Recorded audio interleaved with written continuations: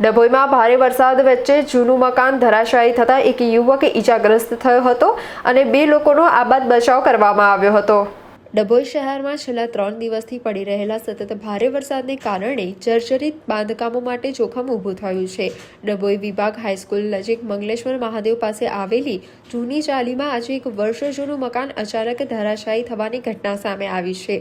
આ મકાનમાં ઘટનાના સમયે કુલ 3 લોકો હાજર હતા। મકાનનો ભાગ તૂટી પડવાનો અવાજ આવતા જ 2 સભ્યો સમય સૂચકતા વાપરીને તુરંત બહાર દોડી જતા તેમનો આબાદ બચાવ થયો હતો અને મોટી દુર્ઘટના ટળી હતી। જોકે મકાનના કાટમાળ નીચે દબાઈ જવાથી 25 વર્ષીય હિતેશભાઈ બારૈયા નામના યુવકના પગના ભાગે ભારે ગંભીર ઈજાઓ પહોંચી હતી। ઈજાગ્રસ્ત યુવકને તાત્કાલિક સારવાર અર્થે હોસ્પિટલ ખસેડવામાં આવ્યો હતો।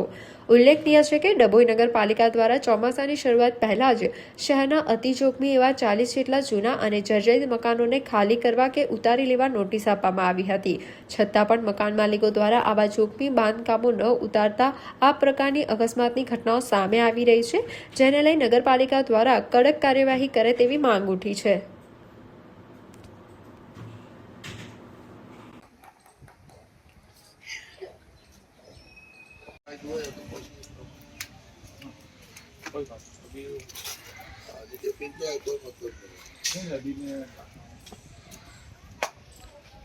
पालिकाમાં જાણ कर लो।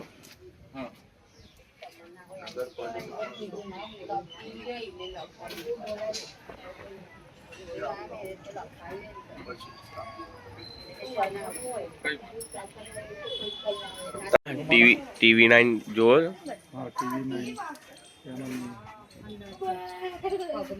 રાતે દવાખાને લઈ ગયેલા।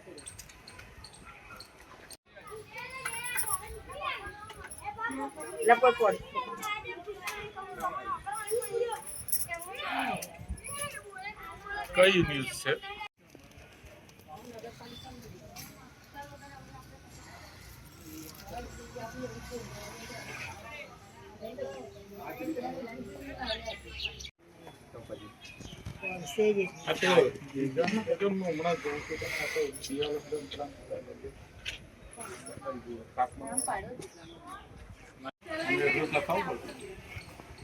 ના એ તો હા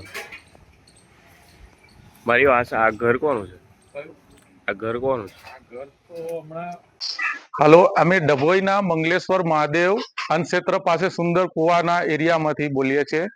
અમારી જૂની ઇમારત તો છે જ, પણ કોઈક સંજોગ એવો નહોતો કે જેથી કરીને આ દિવાલ પડી જાય। કોઈ સપનામાં એવું ખ્યાલ નહોતો કે આ દિવાલ પડશે એવું। અને રાત્રે લગભગ 9:30 અંતરમાં આ દિવાલ અચાનક જ ઢસડી પડી। આમાં બચાવ કામગીરીના લીધે સમગ્ર અમારા જે રહીશો છે એ બધા સાથ સહકાર આપી અને એમને 3 વ્યક્તિ હતા એમાંથી અંદરથી કાઢેલ છે અને એક વ્યક્તિ જે છે જે અમારો ભત્રીજો થાય એને પગમાં થોડી ઈજા થયેલ છે। તો સરકારશ્રીને અમારી એટલી જ નમ્ર અપીલ કે અમને રાહતની કોઈ કામ એક આપે તો અમે ફરી પાછા આ રીતનું બાંધકામ કરી શકીએ અને રહીશો અમારી રીતે શાંતિપૂર્વક રહી શકીએ। અત્યારે તો અમારી પાસે કોઈ એવું સ્કોપ જ નથી કે અમે હવે કરીએ શું, એ મોટી મુસીબતમાં આવી ગયા છે। ને ગઈકાલ રાતથી જ્યારે આ બનાવ બની ગયો તે જ વખતે અમે આખો જે એરિયો છે અમે આખી રાત એકદમ જીવના પડીકાની માફક આખી રાત એવી કાઢેલ છે, ઊંઘ ઉજાગરા વેઠીને। અત્યારે લોકોને વાગ્યું એક ભાઈને જ વાગેલ છે। એમાં 3 વ્યક્તિ અંદર સૂતા હતા અને એક બેન હતા, એક નાની છોકરી હતી અને એક જિજ્ઞેશભાઈ કરીને હતા। એમને પગની અંદર વાગેલ છે।